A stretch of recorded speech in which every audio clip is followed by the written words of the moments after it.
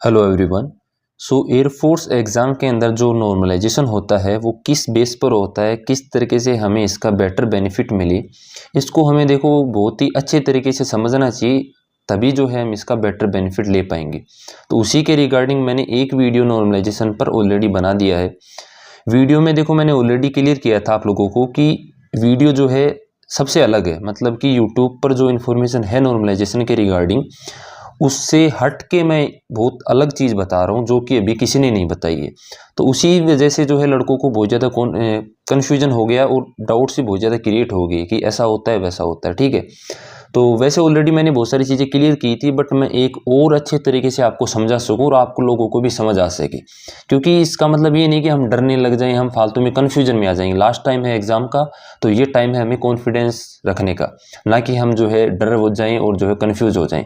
तो मैं अच्छे तरीके से आपको एक बार फिर से समझाऊंगा और मैं इस चीज़ की गारंटी लेता हूँ दोस्तों कि जो चीज़ मैंने बताई है वो 100% आपको उसका बेनिफिट मिलने वाला है।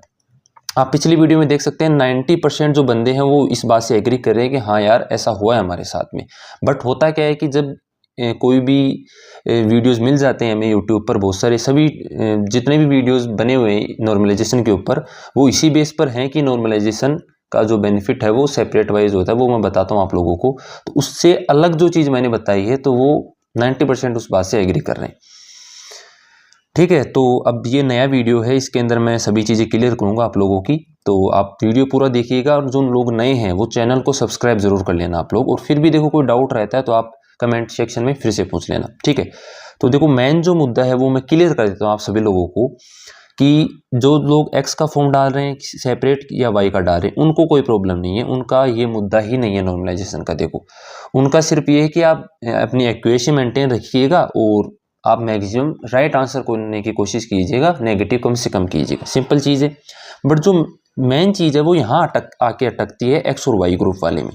इसमें चीज़ ये है कि बंदे करते क्या है कि जैसे एक्स की केवल प्रिपरेशन कर रखी है मैंने, वाई की नहीं कर रखी, तो वो एक्स और वाई का डालता है और वाई में का भी अटेम्प्ट करता है, यानी कि उसके अंदर तुक्के लगाता है। ये चीज़ है, तो यही मुद्दा है। या फिर जैसे कि वाई की प्रिपरेशन है उसकी, तो वो एक्स के अंदर तुक्के लगाता है, ओनली वाई को ही अटेम्प्ट करता है।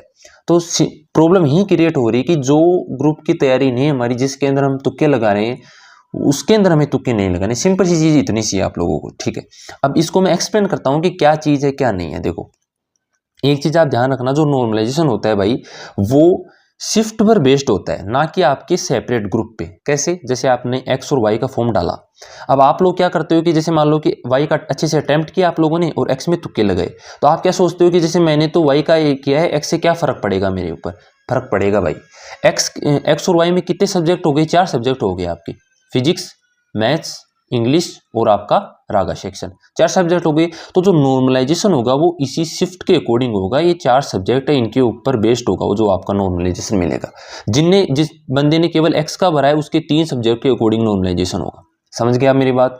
मतलब कि ऑल ओवर इंडिया के अंदर जितने भी लोग और एक्स और वाई का फॉर्म डाल रहे हैं उनका एग्जाम सेपरेट होएगा, सेपरेट शिफ्ट में होगा। तो सेपरेट शिफ्ट के अकॉर्डिंग ही उन्हें नॉर्मलाइजेशन मिलेगा। आप ये ना सोचिए कि एक्स का अलग से आपको नॉर्मलाइजेशन मिलेगा और वाई का अलग से नॉर्मलाइजेशन मिलेगा अगर आपने एक्स और वाई बोथ का फॉर्म डाला है तो। यही तो सबसे बड़ी प्रॉब्लम है कि अगर हमने बोथ का फॉर्म डाला है तो हमें, आप एक्स में तुक्का लगा रहे हो तो उसका इफेक्ट वाई पर नहीं पड़ेगा। बिल्कुल पड़ेगा मेरे भाई, बिल्कुल पड़ेगा। अब इसको एक सेपरेट वे में मत देखना आप लोग कि जिन लोगों ने वाई एक्स और वाई बोथ का फॉर्म डाला है, देखो फॉर्म डालना गलत नहीं है, आप उसको किस तरीके से कर रहे हो वो गलत है। कि जिन लोगों की बोथ की तैयारी है भाई उसको तो बेनिफिट सबसे ज़्यादा मिलेगा, सीधी सी बात है। बट आपकी तैयारी ओनली एक ही सब्जेक्ट की है तो फिर आप जो है उसमें तुक्के क्यों लगाओगे, तो वो दिक्कत आएगी। अभी मैंने एक शॉर्ट्स डाला था यूट्यूब पे, तो वो विकास का था। विकास की प्रिपरेशन एक्स और वाई दोनों की थी। उसको एक्स में भी अच्छा मार्क्स मिला है, वाई में भी ठीक ठाक मिला है, मतलब ज़्यादा तो नहीं मिला, मतलब ठीक ठाक मिला है। तो उस वीडियो से भी थोड़ा डाउट ये क्रिएट हो रहा था कि यार यहाँ पर कैसे मिला दोनों में नॉर्मलाइजेशन एक्स और वाई में। आप कह रहे हो कि एक्स का वाई में नहीं मिलेगा, वाई का एक्स में नहीं मिलेगा। तो अगर आप लोगों की एक्स की भी तैयारी अच्छी है, वाई की भी तैयारी अच्छी है, तो आप दोनों अटेम्प्ट करोगे तो आप दोनों में अच्छे क्वेश्चन करोगे, राइट क्वेश्चन करोगे। समझ रहे हो ना? तो आपको नॉर्मलाइजेशन क्यों नहीं मिलेगा? दिक्कत तो वहाँ है ना कि जब आप तुक्के लगा रहे हो और एक्स का वाई में तुक्का लगा रहे हो, वाई का एक्स में तुक्का लगा रहे हो, तो आपका नेगेटिव हो रहा है। नेगेटिव से कैसे मिलेगा आपको नॉर्मलाइजेशन? और नॉर्मलाइजेशन आपका शिफ्ट पे वेरी करता है। तो आपका अगर वाई का पेपर बहुत अच्छा जा रहा है तो वो आपको नॉर्मलाइजेशन आपको कम मिलेगा। कम कैसे, जैसे एक्स ग्रुप के अंदर आप सेपरेट एक्स का दे रहे हो तो आपको मैक्सिमम मेरे हिसाब से 10 मार्क्स 11 मार्क्स भी बहुत बंदों को मिलते हैं, इतने मार्क्स। अब आप सोचोगे इतने मार्क्स भी मिलते हैं, बिल्कुल मिलते हैं, 6 7 ये तो एवरेज है, मतलब इतना तो सबको ही मिलता है, आप मान के चलना ये चीज़। तो आपको जैसे मान लो कि वाई ग्रुप में आपके 35 बन रहे हैं, समझ के आप मेरी बात, आपने बोथ का फॉर्म डाला, वाई में 35 मिल रहे हैं और आपने एक्स में तुक्के लगा दिए, तो आपका नॉर्मलाइजेशन जब तुक्के लगा दिए, आपकी एक्यूरेसी, जैसे आपके इसके अंदर जैसे फिजिक्स की बात हूँ तो फिजिक्स के अंदर आपके आपके 25 के 25 आपने तुक्के लगाई, अब 25 में से आपके 2 सही हुए या फिर 3 सही हुए, तो आपको कहाँ नॉर्मलाइजेशन मिलेगा। तो यहाँ 35 से अगर आप देखोगे तो 40 तक आप आराम से क्रॉस कर लेते अगर आप केवल वाई का फॉर्म डालते तो, बट आपने बोथ का डालने के बजाय एक्स में तुक्का लगाने से आपके 35 से 37 38 यहाँ तक ही पहुँचोगे। ये स्कोर है यहाँ पे लड़कों का। ये बेसिक सी चीज़ें सबको समझ आती है कि जब तक एक्यूरेसी मेंटेन नहीं रहेगी तब तक आपको नॉर्मलाइजेशन का बेनिफिट नहीं मिलेगा मेरे भाई। अब यहाँ पर जो है देखो, कुछ कूल डूड बनने के लिए भी देखो आ जाते हैं कि अरे क्या पता तुक्के लगाना भाई, ऐसे मत करना, हो क्या पता हो ही जाए। वो मैं वीडियो में क्लियर किया हूँ, वीडियो को कम से कम देखा कीजिए मेरे भाई। वीडियो कुछ क्या है कि कुछ का काम केवल कमेंट देखना है और बस वहाँ पर अपना काम करना, वही काम रहता है। तो ये पढ़ने वाले स्टूडेंट की नहीं, ऐसे नहीं होना चाहिए उनके लिए। तो आप लोग ये देखिए कि मैंने उसमें भी क्लियर किया था कि एक्स में 22 कट ऑफ जा रहे हैं, आपके 23 भी आ गए, तो क्या उखाड़ लिया आपने, ये बताइए मुझे आप। सिलेक्शन तो वैसे भी नहीं होने वाला। आपके वाई में 35 आ रहे थे, आपके 40 हो जाते आराम से, बट वो नेगेटिव पॉजिटिव होने की वजह से आप 38 37 पर ही अटक गई। मेन मुद्दा क्या है मेरे भाई कि कट ऑफ ज़्यादा जा रही है इस टाइम पे, तो कट ऑफ को मेंटेन नॉर्मलाइजेशन का एक बेटर बेनिफिट लेना चाहिए हमें। अब ये इसको नेगेटिव मत लेना, क्या है कि एक तो इमोशन बहुत ज़्यादा हर्ट होते हैं यार आजकल, पता नहीं क्या स्टूडेंट की सबकी हैबिट ये होगी कि थोड़ी सी चीज़ आपको कोई सच्ची इन्फॉर्मेशन मिलती है कि हाँ ऐसा है तो फटाक से डिमोटिवेट हो जाते हैं। अरे यार मैं तो डिमोटिवेट हो गया, बिल्कुल गलत बात है डिमोटिवेट होना। सच का सामना करना सीखो।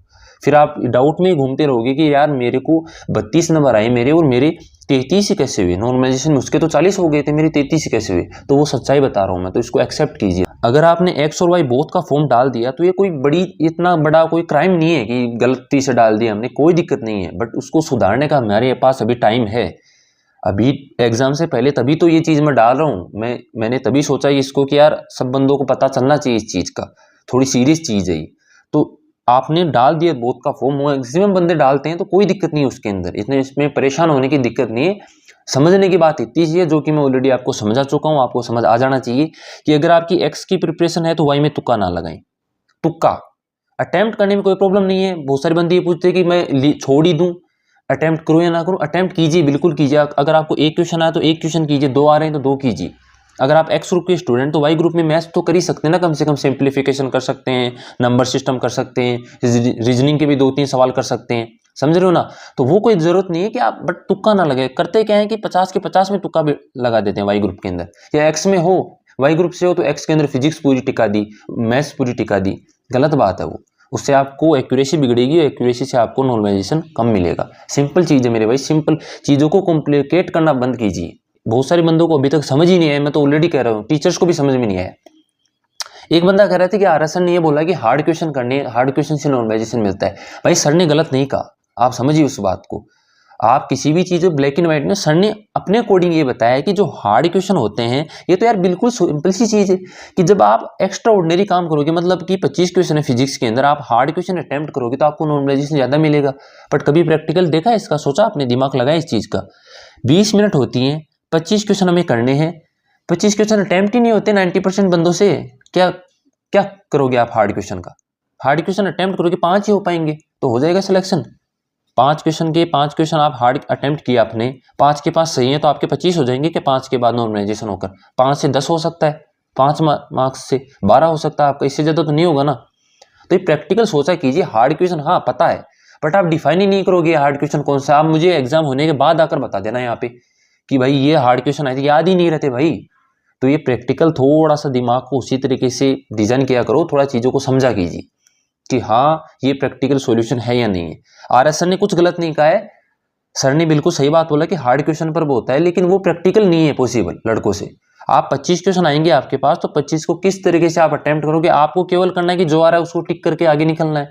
20 मिनट यूं निकल जाएंगे चुटकियों में। अब मैं आप लोगों को लास्ट एंड फाइनल बता देता हूँ, अच्छे तरीके से समझ लीजिएगा आप लोग, और एग्जाम देने के बाद आराम से आप बता सकते हैं मुझे। मैं देखो एक्सेप्शन की बात नहीं कर रहा, कुछ क्या कि कूल बनने के लिए थोड़ा सा आ जाते हैं कि चलो मेरे तो मिले ही नहीं नॉर्मलाइजेशन में। जैसे होता क्या है, देखो मैं बता देता हूँ, पहले आएंगे ऐसे बंदे, आपने एक्स की तैयारी की, बोथ का फॉर्म डाल दिया आपने, एक्स की तैयारी की, आपको फिजिक्स नहीं आती, आप फिजिक्स के अंदर आपको 5 सवाल ही आ रहे हैं, आपने क्या किया, वाई का नहीं किया अटेम्प्ट, आपने एक्स के अंदर 5 ही किए, और आप आके पूछ रहे हो कि भैया मैंने तो केवल एक्स के अटेम्प्ट किया फिर भी मुझे नॉर्मलाइजेशन नहीं मिला। भाई उसकी गारंटी कौन ले रहा है? आपको कम से कम आना तो चाहिए ना सब्जेक्ट। आपको जब फिजिक्स में 5 ही क्वेश्चन आ रहे तो फिर कैसे मिलेगा आपको नॉर्मलाइजेशन? तो इस तरीके से आप कॉम्प्लिकेट कर सकते हो इस मुद्दे को। कोई चाहेगा बंदा तुम में से तो वैसे कॉम्प्लिकेट कर सकता है और काउंटर क्वेश्चन कर सकता है, नहीं ऐसा है वैसा है वैसा है, लेकिन सिंपल चीज़ अगर आप समझना चाहोगे वो यही है कि आप अपना स्कोर डाउन करवाओगे अगर आप तुक्के लगाओगे। तो एक ही चीज़ है बस, इसका जो नॉर्मलाइजेशन का मुद्दा है वो यही है। एक्स वाई बोथ वालों के लिए सबसे बड़ी प्रॉब्लम हो जाती है। हमें ये नहीं बताया गया अभी तक, कोई भी वीडियो नहीं है यूट्यूब पे कि अगर आपका एक्स की तैयारी तो वाई में तुक्के मत लगाना, और वाई की तैयारी है तो एक्स में तुक्के मत लगाना। सिंपल चीज़ है भाई। तुक्कों से होगा क्या? तुक्कों से आपके नेगेटिव होंगे, पॉजिटिव होने की चांसेस बहुत कम है, जो कि मैं ऑलरेडी बता चुका हूँ कि कुछ लोग ये बोलते हैं क्या पता हो ही जाए, तो होने की चांसेस बहुत कम है। अगर हो भी गया तो 22 से 23 हो सकते हैं, 24 हो सकते हैं, 25, इससे ज़्यादा नहीं होने वाले। अगर तुक्कों से होता तो सब लोग तुक्के से ही सिलेक्शन ले लेते, पढ़ता कोई नहीं। समझ गए आप मेरी बात? आपको मैच्योरिटी इतनी होनी चाहिए, जो चीज़ मैंने बताई आप मैच्योरिटी के साथ में समझ लेना इस बात को कि आपको तुक्के नहीं लगाने। सिंपल चीज़ है, इसके अलावा और कुछ भी नहीं है भाई। बहुत काम की चीज़ मैंने बताई है, तो इसको बहुत अच्छी तरीके से आप लोग समझना, इतने मैच्योर बनो थोड़ा सा, ठीक है। और यूट्यूब की जो ये दुनिया है इसके अंदर मत घूमो और चीज़ों को कॉम्प्लिकेट मत कीजिएगा, ठीक है। मैंने सब चीज़ें क्लियर कर दी। आई होप आप सभी लोगों को समझ आ गया होगा, आपका एग्ज़ाम बहुत अच्छा जाए, आपको इसका बेनिफिट मिले, मैं तो यही चाहता हूँ भाई। और जिन बंदों को इससे प्रॉब्लम हो रही थी उनको मैंने बहुत अच्छी तरीके से क्लियर कर लिया। ये आपके ऊपर डिपेंड करता है कि आप इसको कितना दूर दूर तक पहुंचाते हो। और जिन लोगों ने चैनल सब्सक्राइब नहीं किया है वो सब्सक्राइब कर लेना। यूट्यूब पर तुम्हारे भाई ने सबसे पहले बताई ये चीज़ और सबसे अलग बताई है ये चीज़, ठीक है। तो इसका देखते हैं क्या रिजल्ट आता है। ऑलरेडी रिजल्ट तो आ चुका है, बट और आपको कितना बेनिफिट मिलता है, कितने बंदों को बेनिफिट मिलता है, ये देखने का विचार है। तो बस मिलते हैं आपसे अगली वीडियो के अंदर, तब तक के लिए जय हिंद, जय भारत।